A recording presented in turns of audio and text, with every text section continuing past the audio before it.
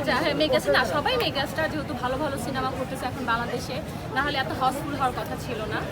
আর last few years ধরে সাকিব খান অনেক ভালো ভালো কিছু মুভি আমাদেরকে প্রেজেন্ট করতেছে এবং অনেক 2-3 বছরে দেখা হচ্ছে প্রিয়তমা, তুফান, তারপর হচ্ছে আপনার রাজকুমার দেখা হয়েছে, আজকে তাই দেখতে আসা। আর নেক্সট হচ্ছে দাগি দেখার ইচ্ছা আছে, জঙ্গলিও ইচ্ছা আছে, কিন্তু হয়তোবা সময় সাপেক্ষ করে ওঠা হবে না, ট্রাই করবো আর কি। সিয়ামও খুব পছন্দ, ভালো অভিনয় করে, এই তো।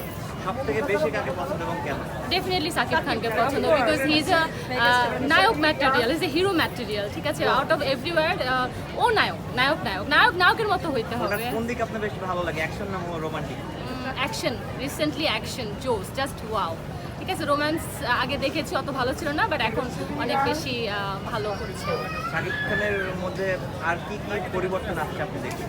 অনেক ভালো, আমি মনে করি ডিরেক্টরদেরকে আমি অনেক অ্যাপ্রিসিয়েট করি, বিকজ ওর কাছ থেকে ভালো ভালো অভিনয়গুলো ডিরেক্টরেই তো আদায় করে নিয়ে আসতেছে। এতদিন ডিরেক্টরের ডিরেকশনে অনেক ইস্যুস ছিল, সো এখন যেহেতু ভালো ভালো ডিরেকশন হচ্ছে, সাকিব খানও 100% দিচ্ছে, মানে আমাদের বন্ধু রাষ্ট্র থেকেও অনেক কিছু ইন্সপায়ার্ড হচ্ছে। আমি মনে করি ইন্সপায়ার্ড হোক, বাট হচ্ছে এবং আমরা দর্শক এনজয় করছি, এটাই হচ্ছে মেন কথা। এন্টারটেইন হওয়াটা, এন্টারটেইন হচ্ছে। Thank you. Thank you.